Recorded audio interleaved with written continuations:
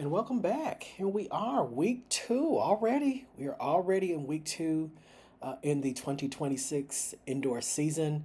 And we had a few things happen this weekend that I do want to discuss. We are not going to go over, our the number one performances only. This will be a bit of a smaller video. I want to just simply focus today on the performances that I thought were the best, the top five performances. We'll get back to our traditional format probably later in the month. I'm kind of enjoying just talking about the performances as I see them, not forcing anyone to kind of have the best mark, but really what were the best eye popping performances. And so, without further ado, let's go ahead and get started. And we'll get started with the men's hurdles. We'll talk about Antoine Andrews of Texas Tech, which I think we're going to have an interesting conversation when it's time to talk about team title. Because we're going to have a conversation about Texas Tech twice today. Because there were two really great performances from their program, amongst others. They hosted the Quirky Classic, which is always a great meet to start your season. That facility there at Texas Tech is absolutely amazing, and never physically been in it, but when you can visually see it, obviously I love to watch their live streams. I love to look at the images after, and I'm like, this venue looks incredible. Look forward to going to it one day. But Antoine Andrews now has just not even went past 7'6". He's under 7'5". He ran 7'49" to win the Quirky Classic against a really good field. And the men's 60 hurdles look like it's going to shape up to be a great event come championship season.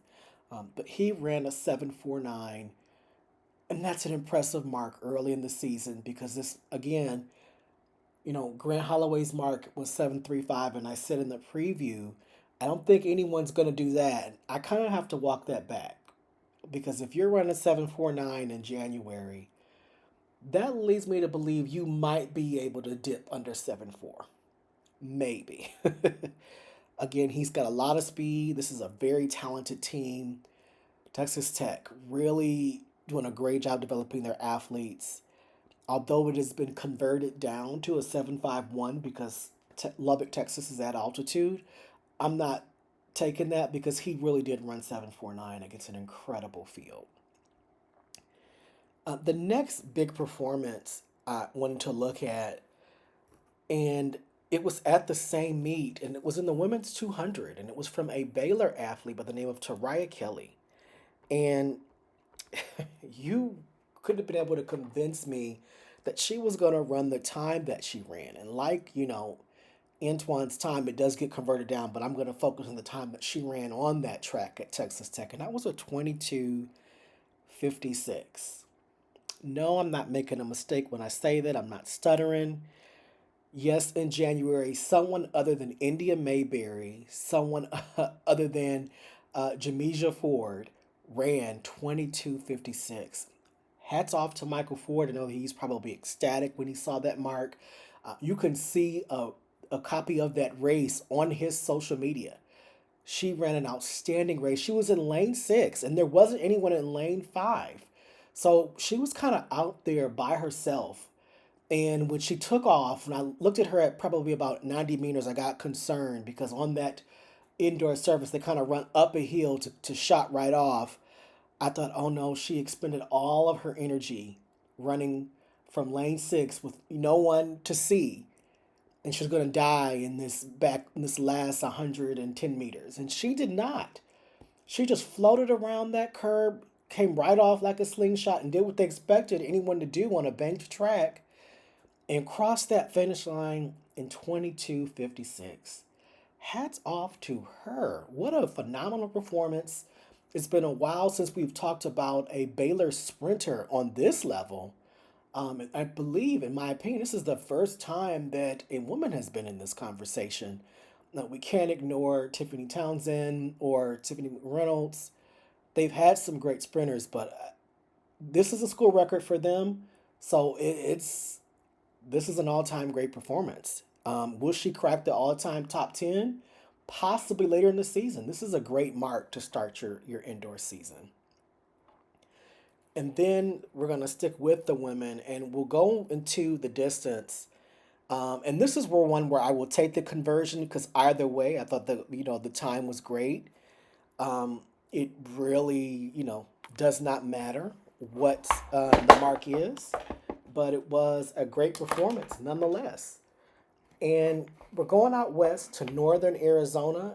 And at northern Arizona, they are also, it's not necessarily just at altitude, it's the style of the track that forces a conversion.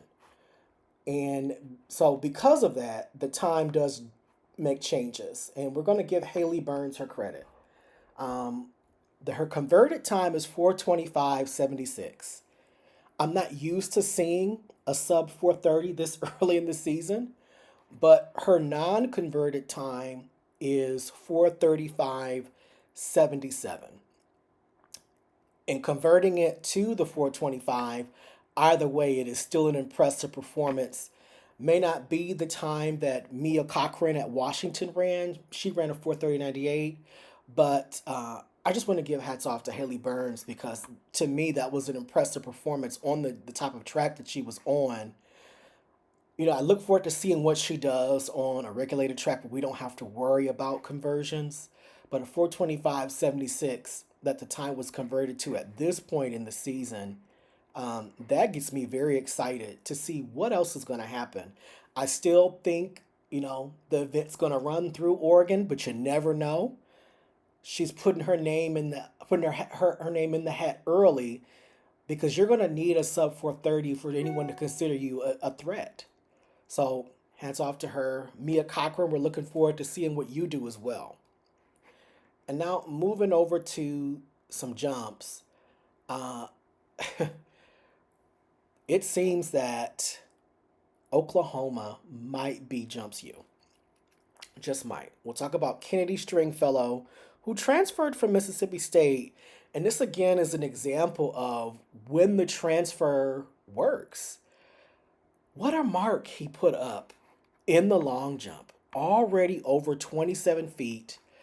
It was a personal best, whether it was indoor or outdoor. He jumped 27 feet, 3.25 inches this early in the season. 2.5, excuse me. And it will move to 8.29 meters. I believe he is the son of Savante Stringfellow, who was a great, a great NCAA champion back in his day, and clearly, Kennedy is following in those footsteps. I'm just stunned. 27 feet in January.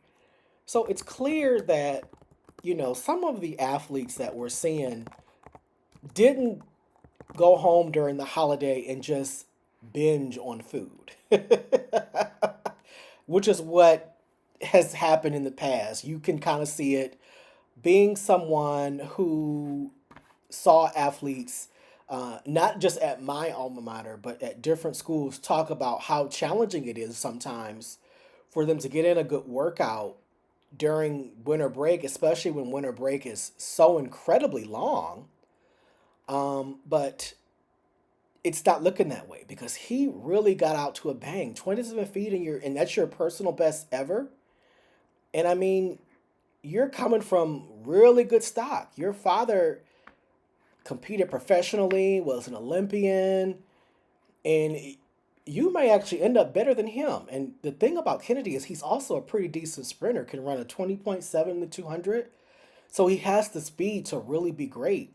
And this weekend, we saw a total of 5 gentlemen go over 26 feet. So our super freshman from last week, Quincy Isaac, is now sixth in the nation. However, he didn't jump this past week. So he's going to eventually get over into the 26-foot range. But Kennedy Stringfellow really put the target on his back. I think Kelsey Daniel was my early season favorite. But I cannot ignore 27 feet, especially since, you know, that might be just the start of his season. He's at Oklahoma. They had Brandon Green move on to the next level. But now they got Kennedy Stringfellow, who has good pedigree and has proven himself already. Again, I think Oklahoma's going to jump into the jumps you conversation. And in that conversation, you have LSU in it. You do have Texas. You do have Kansas State, of course. You have Texas Tech. And I do believe Florida's in it. We're still waiting for them to get back to the level that they were a couple years ago when they were producing national champions. And then our last athlete of today that we're going to talk about is a Texas Tech athlete. So we're going to open and close with them. We're going to look at Jonathan, and I believe his last name is pronounced Seremes. If I'm mispronouncing his last name, I apologize. He's another example of the transfer portal working. And I think that we really have to not look at the transfer as just this, they're so disloyal and they're so unsure. They should be unsure. They have dreams, they have plans, they have goals, they want to be champions. And sometimes it's not even just the coach, it may be the school itself, it may be a toxic environment for them, or they may be too far from home. Whatever the reason, I think we need to give a little grace when an athlete transfers because so far we've seen it really work well for a lot of athletes. And he leaped out to 55 feet, 1 inch. 55 feet in your debut jump of the indoor season, and you're at your new school on your new home track. 16.79 meters, almost a 17-meter jump in January. What is this young man going to do? He is literally a sophomore in college, so we're expecting for more. Not, just in the future, his junior and senior year. We're expecting more this season. He competed for France at the World Championships, so I'm expecting for him to probably finish his collegiate career, use up all his eligibility before turning pro. I mean, he could turn pro at the end of this season, but I don't think so. I think him transferring to Texas Tech was the smartest decision, and I don't want to knock Missouri, but to me, the move to Texas Tech was smart. And Texas Tech already a school with two number one performances without their sprinters really kind of getting their legs under them. This is going to be an interesting conversation we have when we look at the team title battle because Texas Tech is not just a team that's loaded because that was the argument last year. They did have, moments of top heaviness, but they were more a team that would just overwhelm you with their depth. We're talking about a great hurdler in Antoine Andrews and a great jumper in Jonathan Seremes, and there's a whole bunch of other guys that didn't even run this past weekend. I mean, what's Malachi Snow gonna do? He might be their best bet to win the Open 60, and yet he's also a hurdler. So, what is Texas Tech going to do? And then they've got Tate Taylor and Jake Odie Jordan coming next year, so they're gonna reload.